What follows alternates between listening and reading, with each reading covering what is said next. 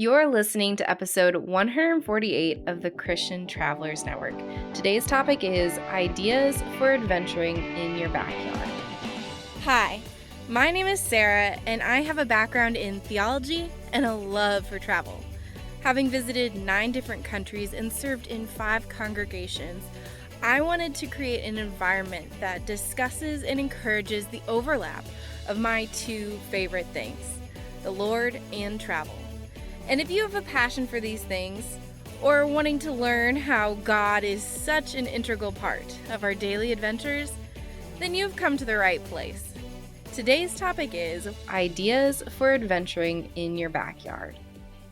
Hey, Christian travelers, I am so glad that you are here today because we're going to be talking about a really important topic, and that is what are some ways to make your summer vacation look a little different this year, especially if you end up having to adventure in your backyard once again. With gas prices rising and the pandemic over the last couple of years, there's a good chance we may yet again have to adventure in our backyard. And while the idea of a staycation may be fun to some, many of us are looking for something a little different. So, in this episode, I'm going to be sharing a couple different resources and ideas that you can use for your trip.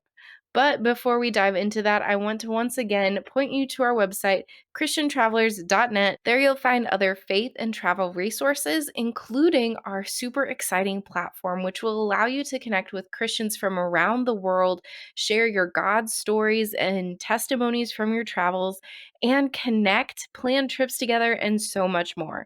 Unfortunately, this isn't released officially yet, so please join our email list for the latest updates and to be one of the first people with access. So, without further ado, let's go ahead and dive into this really important topic. Now, aside from gas prices, what are some other reasons that you might not be traveling this summer? Go ahead and share your thoughts and opinions in the comments below. Well, when I think about this topic, gas prices is probably my number one concern, but, just managing money and time and so many other factors can play a role. So, this leads me to some initial suggestions. When thinking about how to get out of your house and still have some form of vacation, what are some ways that you can do that? Well, the first and maybe most obvious is to go on a smaller trip or with more experiences. So, rather than traveling across the globe or to another state, pick a neighboring town or city and travel there, but spend more time there doing a lot more experiences. Another suggestion that I would have is go to some kind of ongoing educational workshop, business conference, and turn that into a piece of your trip. So while you're there, choose to stay a couple more days and make it into more of a refreshing experience. This could also be said about hobbies. If you travel a lot for hobbies and invest time, find ways that you can do that on a grander scale. And then, of course, just taking your goals and reaching new heights. If you have a goal to conquer your fear of heights this summer or a goal to capture photos of every bridge in your county, setting a goal and turning it into some kind of excursion and experience is a good place to start. But once you've decided kind of the timeline and where and your reason why for traveling outside of your home, what are some places that you can stay and what can that possibly look like? Many of us know of Airbnb. It's a cheap way to stay in different rentals. But some other options would be Vacasa and VRBO. Both of these are vacation rentals where you can stay. Oftentimes they're grander. So if you're doing maybe a family get together or you have a bunch of friends going with you on a trip, these can be great ways to experience a place on a cheaper scale. Now, it's important to note that with these, sometimes because they're rentals, things can get canceled and plans can change. For instance, the people that are renting out the property may choose to visit it for themselves and may cancel on you at last minute. While this is an unfortunate downside, The plus side is oftentimes it's cheaper than staying at a hotel and has some more home luxury, from hot tubs to just having your own kitchen and laundry and all of those other tools.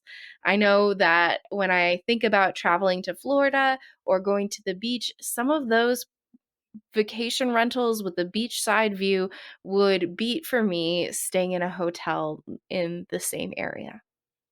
Now, if those still seem too expensive for you, that's okay. How about considering something like glamping or camping? If you haven't heard of glamping, it is a very luxurious tent, often set up in a stationary place, and it has a king size bed and a lot of other amenities that a typical tent is not going to have. And it often comes with a gorgeous view. Otherwise, just bringing your own tent, RV, etc., can be a good way for you to get out and still see things, but on a more cost effective scale. Now, once you've chosen a place, what do you do to make this experience different? Because in all reality, especially if it's close to home, this is likely an experience that you've had before. You've stayed at this camp, you've gone to this place, and you're looking for a change. So, how can we make this a little bit different? Well, a couple different ideas that I have for you is, for one, Airbnb experience.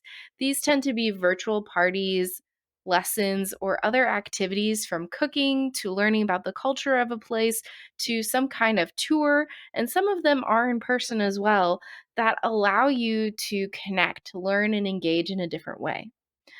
Another site that you may not have heard of is Viator.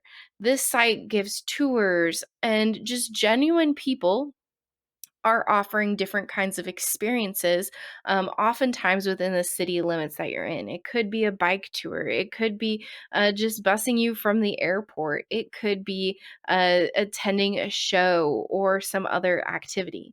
Now, with both of these types of experiences, I highly recommend for both Airbnb and Viator to be looking at reviews. Because they are run by individuals, scams do happen, so just make sure to be safe and read reviews, confirm that they are a true individual and that you can trust them. Another site that you might want to use is Road Trippers. Roadtrippers.com allows you to check out activities in your area, from hiking to shows to weird and unique sites that you might not have even known. They're just fun ways to get out and see your community. Of course, a classic choice would be to use Groupon. There's different discounts on there all the time and help you to find new ways to engage. For instance, I found a fantastic deal on Groupon that allowed me to go skydiving for super cheap, and the purchase extended out for 90 days. I didn't have to use it then and there, which means that if it's a goal for mine for the summer, I can start watching deals now and be able to use that at a later date. And then another option, which I really like, are city passes. They allow you to explore a city and go to many different types of events for a cheaper cost on one ticket. For instance, in Nashville, there's a city pass that lets you do 4 or 7 or more different activities depending on the price, or you can purchase it by the day. So you have to use it in a certain number of days on certain days. But in either sense, it allows you to oftentimes visit a lot more things without spending as much money, and definitely worth checking out, but always do a price comparison just to make sure that's the option that you want to go with. And of course, one of the things that I encourage no matter where you go is to find some kind of worship service or Bible study to join in, whether it's on meetups.com or a local church where you're staying. Anything to get you involved in a Christian community. Not only may they have some of the best tips and tricks to see a city or to try a certain restaurant or ideas on how to get connected, but they also can encourage you in your faith walk and you can encourage them in theirs.